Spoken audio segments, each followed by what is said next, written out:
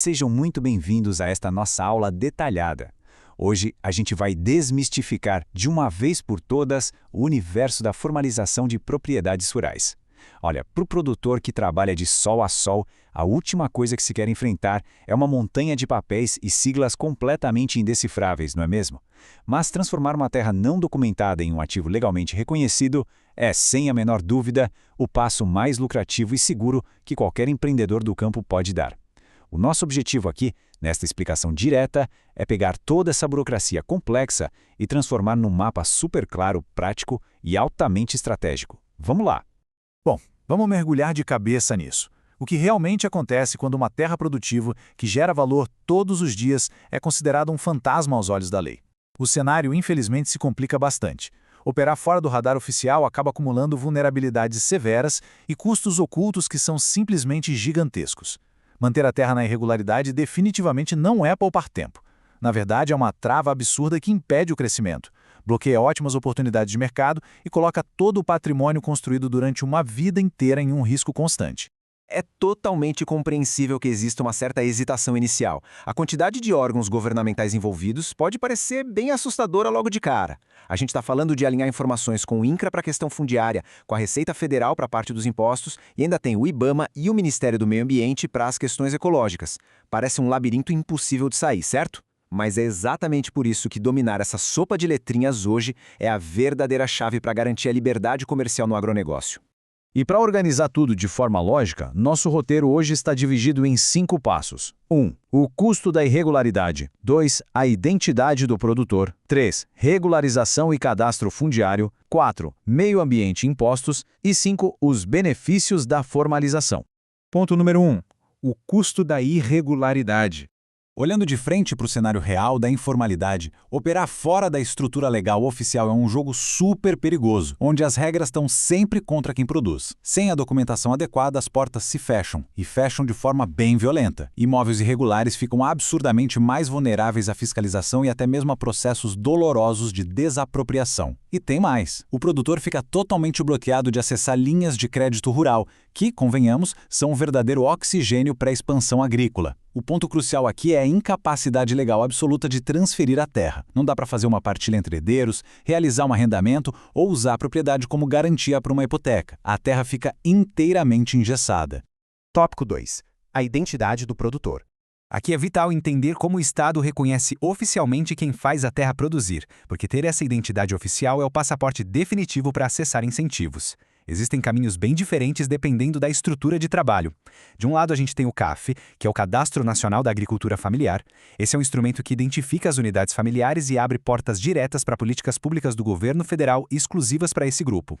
Do outro lado, existe o CNPJ Rural, que simplesmente permite que se opere com a agilidade de uma empresa, mesmo sendo, na grande maioria das vezes, uma estrutura que ainda se enquadra na figura da pessoa física.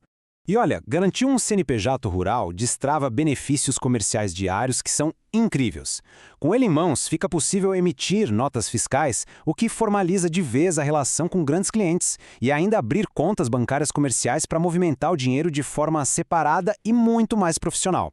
Além de pagar menos impostos, existem vantagens super palpáveis no dia a dia, descontos significativos nas contas de água e energia elétrica e condições super especiais na hora de comprar veículos novos.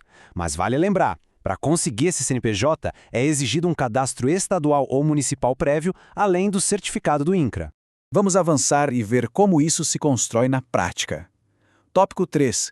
Regularização e cadastro fundiário. Tudo começa de uma forma que até surpreende muita gente. Com o NIRF, ele funciona como a base primária para organizar a propriedade e é o grande ponto de partida para resolver qualquer pendência. Basicamente, ele garante que o terreno esteja rigorosamente em dia com o leão, ou seja, com os impostos, seja lá na esfera da prefeitura, do estado ou do governo federal. Mas o grande protagonista dessa história toda é o CCIR, que é emitido pelo INCRA. Esse documento atesta a regularidade cadastral do imóvel rural. E detalhe, é absolutamente obrigatório. Sem o CCIR, é literalmente impossível legalizar em cartório qualquer desmembramento, transferência ou partilha. E se a ideia for buscar um financiamento bancário para investir na produção, os agentes financeiros vão exigir o CCIR na mesma hora. E isso ilustra brilhantemente a importância da coisa. O CCIR funciona como uma espécie de CPF para o imóvel rural. Exatamente isso. Da mesma forma que um cidadão não consegue abrir uma conta no banco ou assinar um contrato sem apresentar um CPF, uma terra sem o CCIR simplesmente não existe para o mercado formal. É a espinha dorsal de qualquer transação que envolva o patrimônio. Agora, para simplificar a vida de quem produz, entra em cena o CNIR. Pensa nele como uma ponte tecnológica brilhante, que garante a convergência de todos esses dados. O objetivo fundamental do CNIR é fazer com que o sistema fundiário do INCRA e o sistema da Receita Federal conversem entre si de maneira perfeita. Eles passam a analisar exatamente os mesmos dados, o que reduz drasticamente aquela carga pesada de obrigações burocráticas sobre o dono da terra. Tópico 4. Meio ambiente e impostos. Existe um mito gigante por aí de que regras ambientais são apenas mais custos e dores de cabeça. Mas a formalização prova exatamente o oposto. O passo fundamental nessa jornada é o CAR. Ele é um registro obrigatório para todos os imóveis rurais do país. Na prática, é um cadastro digital gigante onde a situação da área é declarada, servindo como uma base de dados para o controle e para a preservação da natureza. Estar no CAR é a prova oficial de que a propriedade atua com profunda responsabilidade ambiental. E uma vez dentro das regras do CAR, ganha força o ADA, que é o Ato Declaratório Ambiental. Esse é um instrumento poderosíssimo para declarar as áreas específicas de proteção da propriedade, como as áreas de preservação permanente, as reservas legais e as florestas nativas. E o mais fascinante de tudo isso, registrar a proteção dessa flora aciona um mecanismo financeiro formidável a favor do produtor. Agora, o que é realmente interessante neste ponto é que o preenchimento correto desse ato declaratório ambiental pode literalmente zerar o imposto territorial sobre as áreas preservadas. Sim, um desconto de até 100%. É a própria natureza pagando dividendos diretos, uma redução brutal na tributação daquela parcela específica de terra. Isso nos leva à regra de ouro do ITR, o Imposto Territorial Rural. Esse tributo federal anual não é um inimigo cego, muito pelo contrário. O valor cobrado é proporcional ao tamanho da área, mas a matemática joga totalmente a favor da produtividade.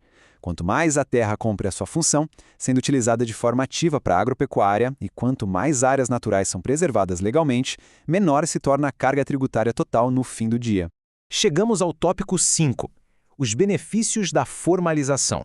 É hora de organizar essa sopa de letrinhas num caso de negócios que é super claro e irrefutável a favor do lucro e da segurança. Superar aquele obstáculo inicial da burocracia se traduz em dinheiro no bolso. Quer ver? A ação de registrar o ADA lá na categoria de meio ambiente gera uma isenção incrível de impostos. Emitir o CCIR na categoria de terra destrava rapidamente o crédito agrícola e viabiliza as hipotecas. E abrir o CNPJ rural na categoria de identidade permite ter contas comerciais, emitir notas fiscais e garantir vários descontos.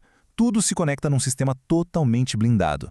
Diante de todos esses fatos, a conclusão é bem óbvia. O verdadeiro custo não está em preencher formulários, mas sim em toda a riqueza que é deixada na mesa todos os dias pela pura e simples falta de documentação.